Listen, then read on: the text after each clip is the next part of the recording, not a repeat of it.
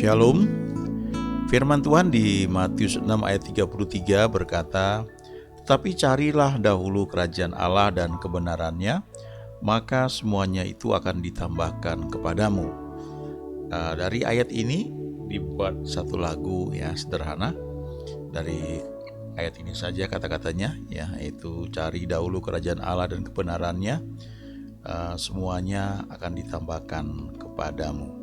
Dan kalau kita ikuti kebenaran ini, maka kita akan bisa semakin menyadari karena kita mengalami bahwa Tuhan kita selalu baik ya. God is good all the time. Cari dahulu kerajaan Allah dan kebenarannya, semuanya akan ditambahkan padamu. Haleluya, haleluya. Cari dahulu kerajaan Allah dan kebenarannya, semuanya akan ditambahkan padamu. Haleluya, haleluya, haleluya,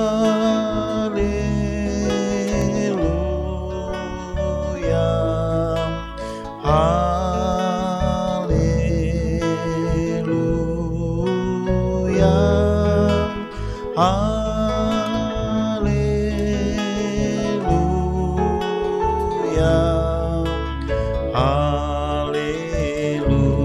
haleluya. Cari dahulu kerajaan Allah dan kebenarannya, semuanya akan ditambahkan padamu. Haleluya, haleluya, haleluya, haleluya,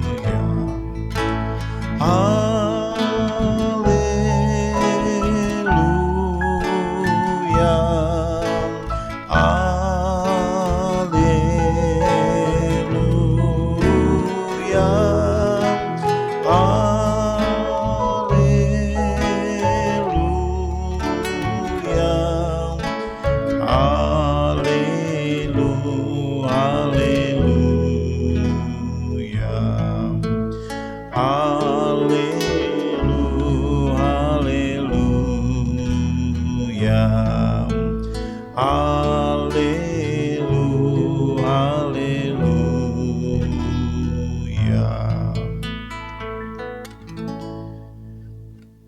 Matius 6 ini bagus sekali ya. Kalau kita baca dari ayat 1, ini khotbah Yesus ya, pengajaran dia. Juga dari pasal-pasal sebelumnya ya, dari Matius 5 misalnya.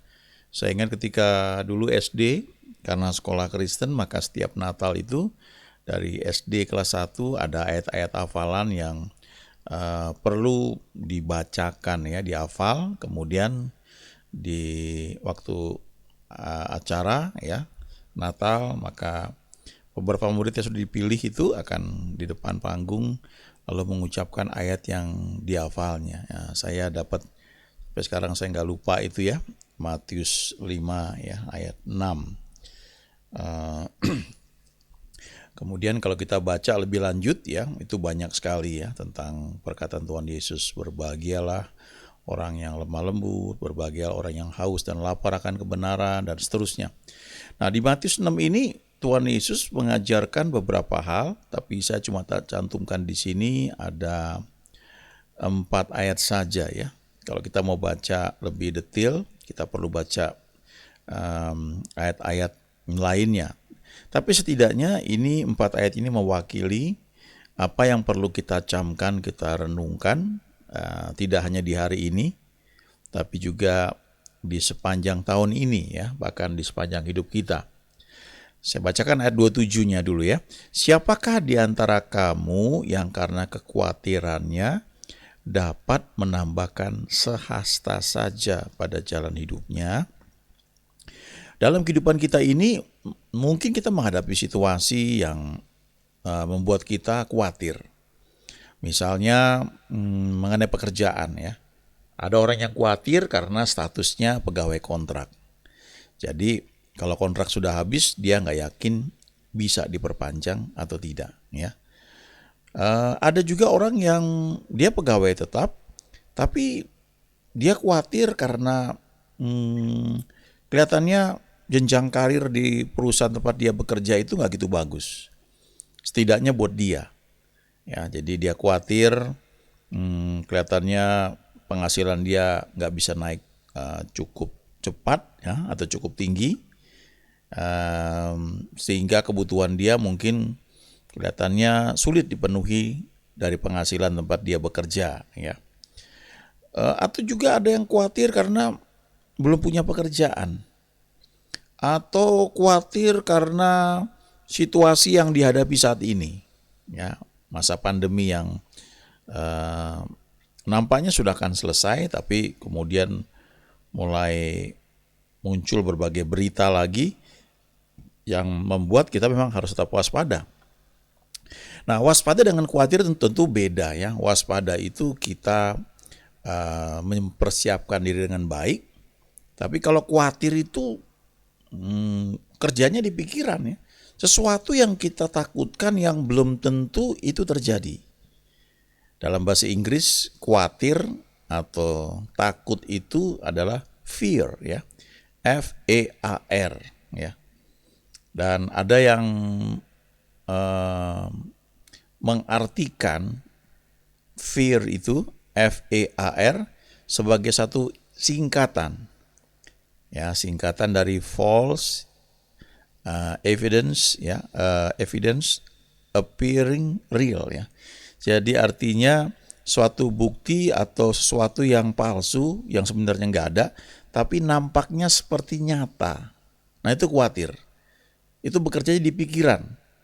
Belum tentu yang kita khawatirkan itu ada ya, atau terjadi, tapi justru karena kita khawatir, justru kita membuka pintu terhadap sesuatu yang kita nggak harapkan.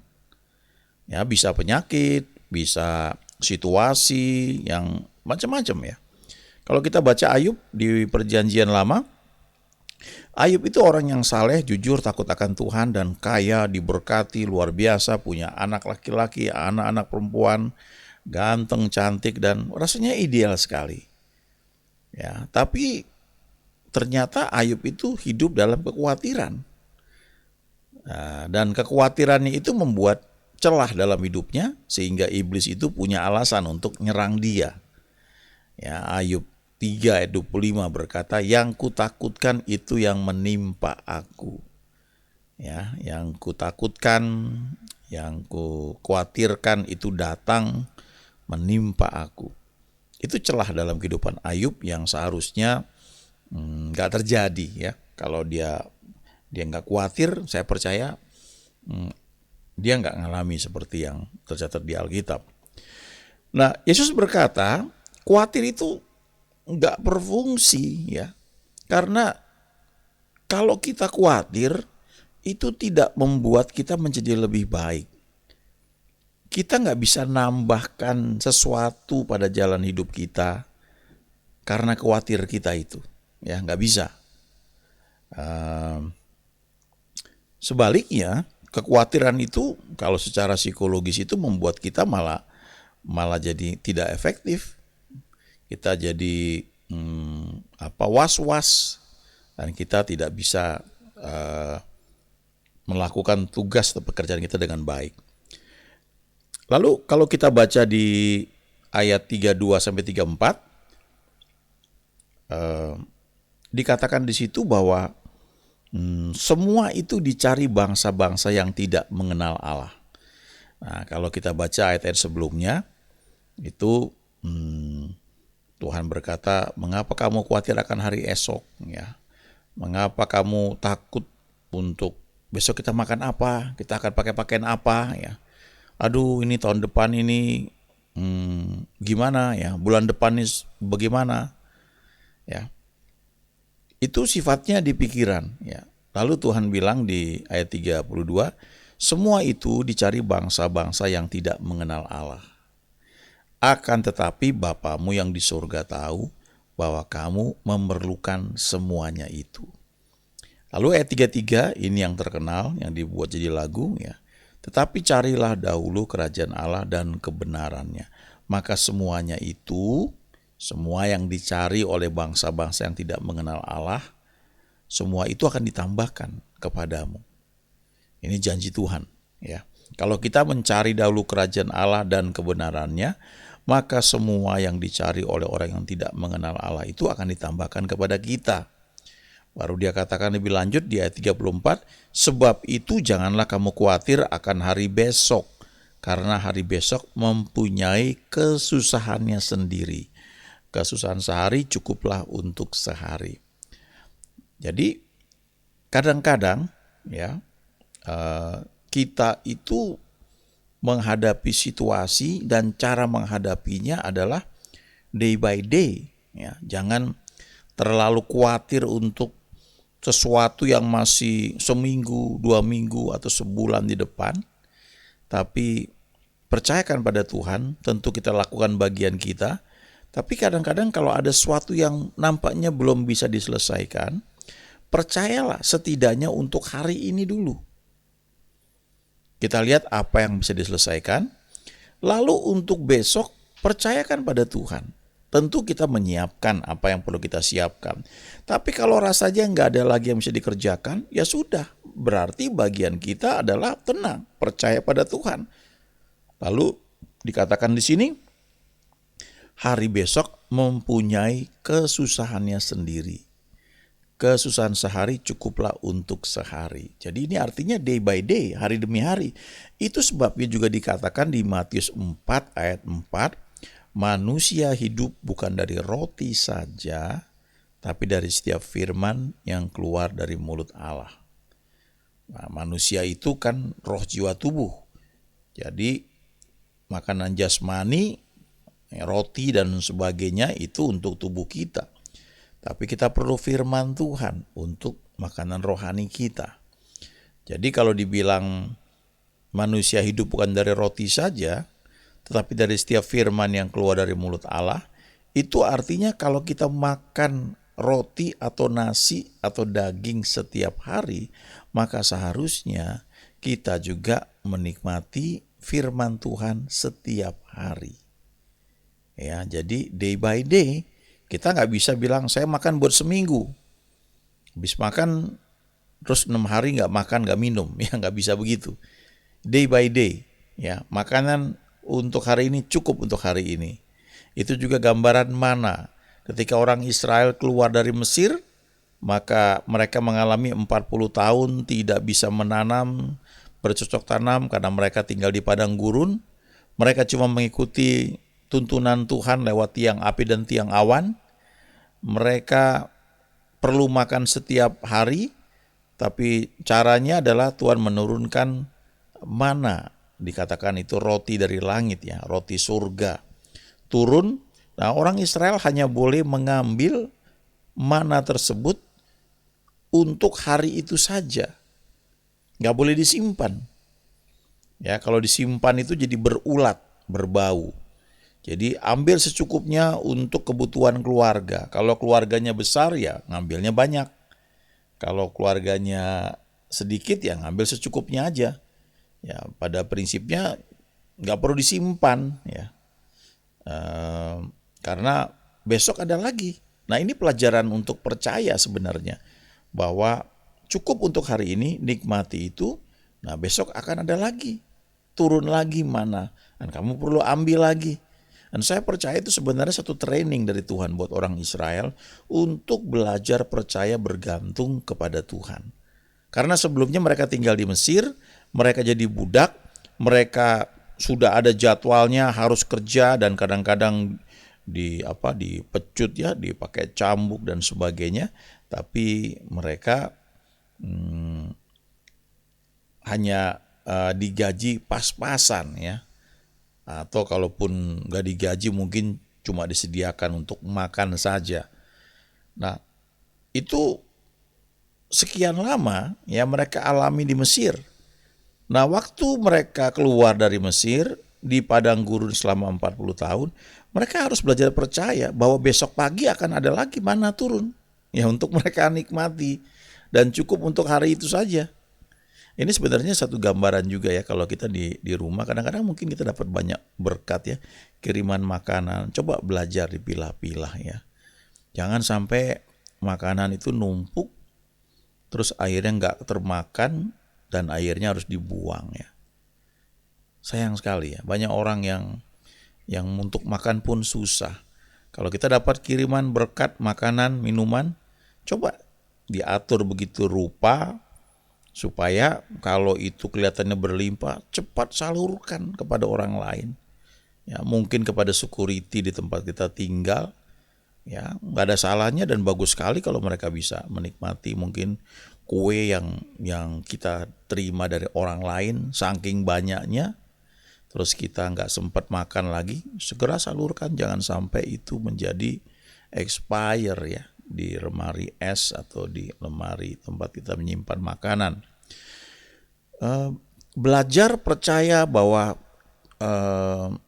cukup untuk hari ini ya, dan besok akan ada lagi. Tentu ini bukan berarti kita tidak membuat perencanaan ya, tapi ini bicara tentang orang yang khawatir ketika tidak bisa melihat jauh ke depan, hanya melihat aduh nanti gimana minggu depan ya, sudah pusing ya. Nah, Tuhan mengajarkan di sini, ayo carilah dulu kerajaan Allah dan kebenarannya, maka semua yang dicari orang-orang yang tidak mengenal Allah itu akan ditambahkan kepada kamu. Ya, artinya kamu menemukan kerajaan Allah, kamu menemukan sistem cara kerjanya, lalu kamu ngerti, dan yang dicari oleh orang-orang yang tidak kenal Allah itu kamu juga akan terima. Ya. Jadi kayak buy one get one gitu ya. Kita cari kerajaan Allah, ternyata bonusnya itu adalah semua yang dicari oleh orang yang tidak kenal Allah itu ditambahkan kepada kita. Ada satu ayat di Mazmur 127 ya dari Raja Salomo. Dikatakan di situ bahwa jikalau bukan Tuhan yang membangun rumah, sia-sialah usaha orang yang membangunnya. Jikalau bukan Tuhan yang mengawal kota, sia-sialah pengawal berjaga-jaga. Sia-sialah kamu bangun pagi-pagi dan duduk-duduk sampai jauh malam, dan makan roti yang diperoleh dengan susah payah. Sebab ia memberikan kepada yang dicintainya pada waktu tidur. Ya. Saya percaya Tuhan mengasihi kita semua, tapi kalau dikatakan yang dicintai Tuhan dalam Mazmur 127 ini, saya percaya ini adalah orang yang memberikan respon terhadap kasih Tuhan, sehingga mereka menikmati kasih tersebut. Ya, sebagai contoh misalnya begini ya, kalau saya buat acara, misalnya ulang tahun, saya undang teman-teman untuk bisa hadir di restoran all you can eat ya, restoran apa ya, X namanya misalnya. Lalu saya bayar semua, pesertanya yang datang misalnya 50 orang, sudah saya bayarin semua, masuk tinggal ambil makan sepuasnya ya, nggak perlu bayar lagi. Nah, orang yang lapar dia nikmati betul. Dia coba sebanyak mungkin jenis makanan yang ada. Kemudian minuman dia juga coba sampai dia kenyang betul. Tapi orang yang mungkin ragu ya, atau mungkin nggak percaya bahwa itu adalah restoran all you can eat ya, kamu boleh ambil apa aja, mungkin cuma ngambil satu dua saja, cuma minum saja, padahal dibayarnya sama. Nah itu orang yang mungkin kurang menyadari kasih Tuhan dalam hidupnya. Tapi ke orang yang responnya itu positif, membuka hati, dia menikmati yang paling banyak apa yang Tuhan sediakan ya. Jadi kalau dikatakan di Mazmur 127 itu, sia-sialah kamu bangun pagi-pagi dan duduk-duduk sampai jauh malam dan makan roti yang diperolehkan susah payah, sebab ia memberikan kepada yang dicintainya pada waktu tidur. Itu yang dicintai adalah orang yang memang memberikan respon terhadap kasih Tuhan. Nah, dengan cara dia buka tangannya lebar-lebar, dia terima itu, lalu dia membangun hubungan dengan Tuhan. Sehingga dia mengerti apa yang harus dilakukan dalam setiap situasi. Nah kembali ke Mazmur Matius 6 ayat 33 ini, tetapi carilah dahulu kerajaan Allah dan kebenarannya. Maksudnya ini apa? Ya, bahasa Inggrisnya itu adalah seek first the kingdom of God ya, atau His kingdom and His righteousness ya. Apa itu His righteousness yang diterjemahkan sebagai kebenarannya? Nah, ini adalah kebenaran diri ya, atau status atau posisi secara legal di hadapan Tuhan. Jadi Tuhan Yesus mau bilang bahwa carilah dahulu kerajaan Allah. Itu kerajaan itu kan memiliki wilayah, domain ya. Ya, misalnya kalau kita pergi ke Eropa, maka ada beberapa negara yang bentuknya kerajaan ya. Kerajaan Inggris ya, kerajaan Belanda ya, Netherlands dan sebagainya. Nah, kerajaan itu punya wilayah. Kalau saya datang ke wilayah negara Inggris ya, ada Ratu Inggris di sana, itu sistem kerajaan. Maka selama saya ada di wilayah negara Inggris itu, saya harus mematuhi aturan-aturan yang ada dan saya menundukkan diri pada sistem yang ada di kerajaan Inggris tersebut. Waktu saya pindah kunjungan, misalnya saya tinggalkan Inggris, saya pergi ke Belanda ya. Di situ juga ada domain, ada wilayah, dan begitu saya masuk di wilayah tersebut, maka yang bekerja adalah hukum-hukum yang ada di Belanda, dan saya perlu tahu itu. Ya minimal supaya saya nggak melanggar hukum, dan juga supaya saya tahu bagaimana saya bisa menikmati apa yang dijanjikan dan diprotek oleh hukum yang berlaku di tempat tersebut. Nah sekarang kalau kita aplikasikan ke dalam kerajaan Allah itu domain, wilayah. Kita tinggal di Indonesia ya. Beberapa teman ada tinggal di negara yang lain. Tapi kalau kita bicara tinggal di Indonesia, ada hukum-hukum di Indonesia yang perlu kita tahu. Ya, kita perlu membayar pajak. Kita kalau drive ya, setir mobil nggak boleh melanggar lalu lintas. Bagi contoh misalnya kalau dulu ya, kalau kita sampai di perempatan ada lampu lalu lintasnya menunjukkan merah, maka biasanya ada istilah beki bolang, belok kiri boleh langsung. Biasanya ada tulisannya, yang belok kiri boleh langsung, walaupun lampu lalu lintasnya merah. Nah, tapi kalau nggak ada tulisannya, biasanya umumnya tuh berlaku. Kalau dibelokkan itu tinggal belok kiri boleh langsung. Tapi belakangan berlaku peraturan yang kalau nggak salah sudah pernah, tapi itu yang sekarang diberlakukan. Bahwa kalau kita sampai di perempatan dan lampunya berwarna merah dan tidak ada tulisan beki bolang atau belok kiri boleh langsung, maka kita nggak boleh belok kiri ketika lampu itu masih merah.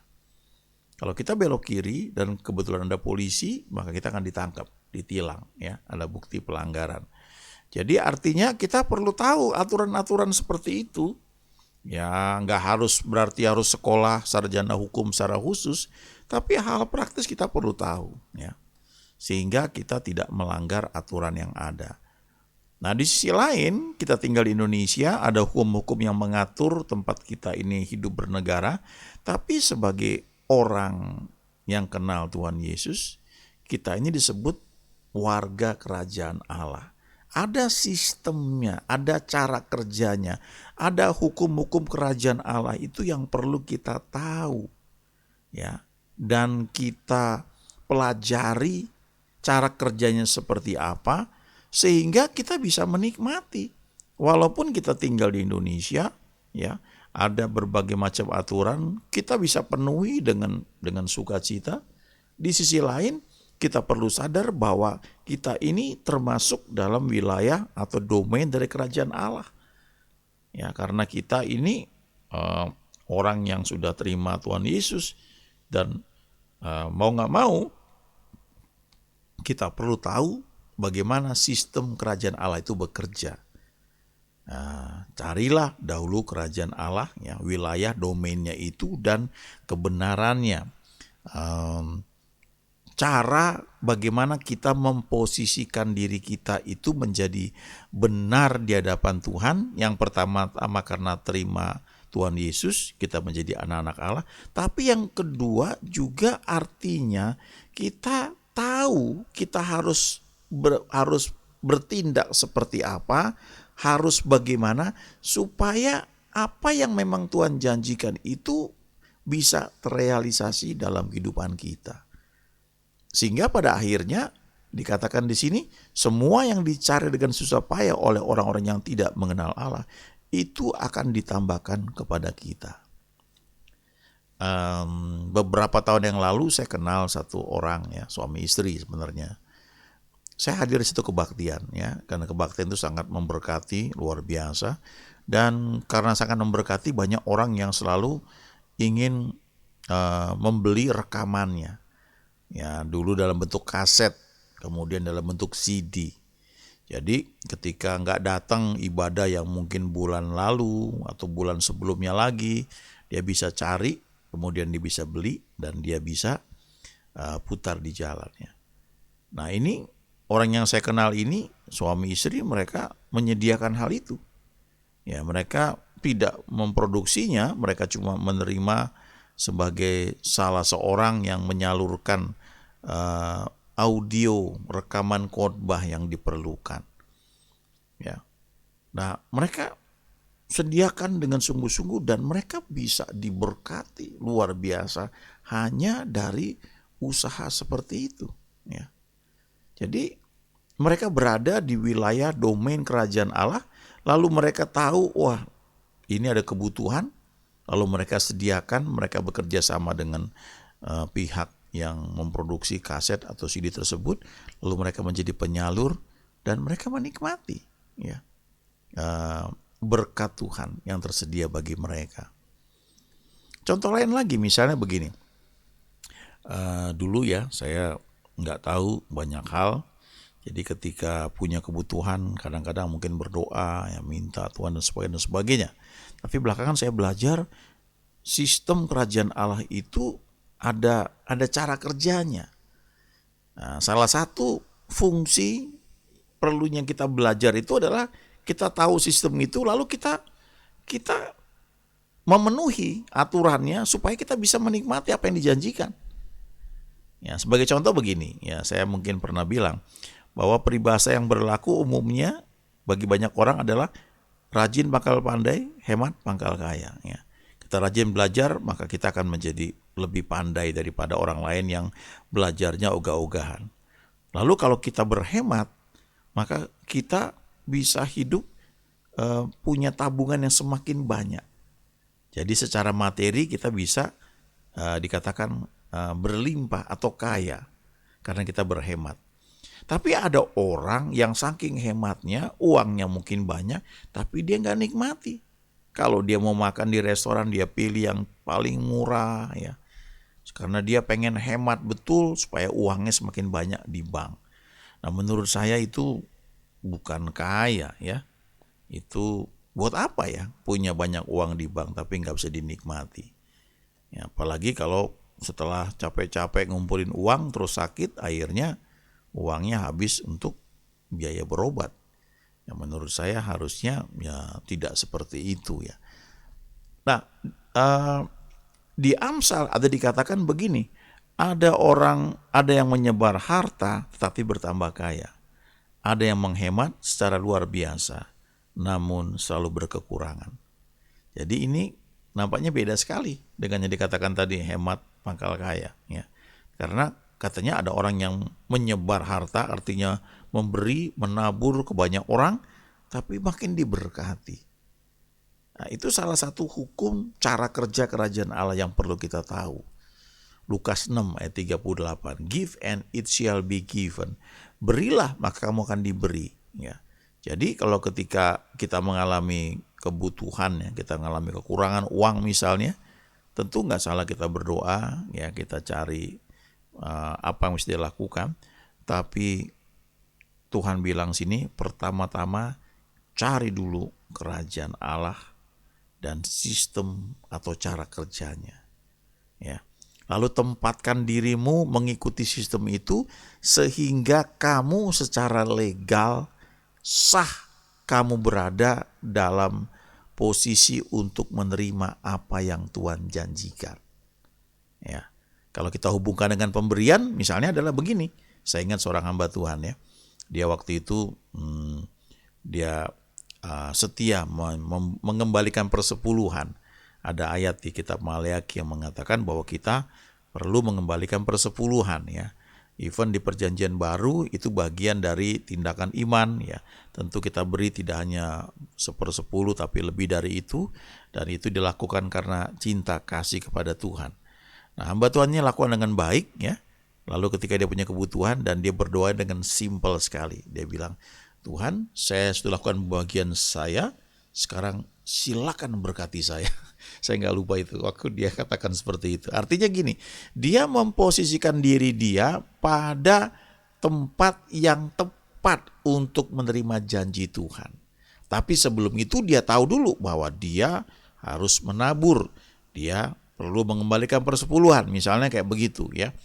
Dan ketika dia sudah tahu itu, cara kerjanya seperti itu, maka dia posisikan diri dia pada satu situasi sehingga firman Tuhannya itu dia penuhi, dan dengan sendirinya maka yang dicari oleh orang banyak dengan susah payah, yang hamba Tuhan ini juga butuhkan, akan ditambahkan kepada dia, ya. Kalau kita belum mengalami sesuatu yang kita harapkan, ya coba melangkah step by step. Kesusahan sehari cukuplah untuk sehari. Nggak usah terlalu khawatir yang bulan depan, ya. Tentu kita perlu pikirkan, doakan, tapi jangan sampai kita nggak bisa tidur hanya gara-gara sesuatu yang mungkin baru perlu kita hadapi itu setahun lagi, ya. Mari nikmati hari lepas hari dengan cara kita mendahulukan Tuhan, mempelajari firman-Nya, mendengar firman-Nya, mengerti, belajar bagaimana sistem kerja kerajaan Allah, lalu menempatkan diri kita dalam satu posisi yang menyebabkan kita sah secara legal menerima apa yang Tuhan janjikan. Dan kalau kita lakukan hal itu dengan setia, kita akan melihat, kita mengalami bahwa Tuhan selalu baik, ya. Karena Alkitab berkata Allah adalah kasih, God is love, dan Dia tidak pernah berubah dahulu, sekarang, dan selama-lamanya. Maka kita bisa berkata, God is good all the time. Amin.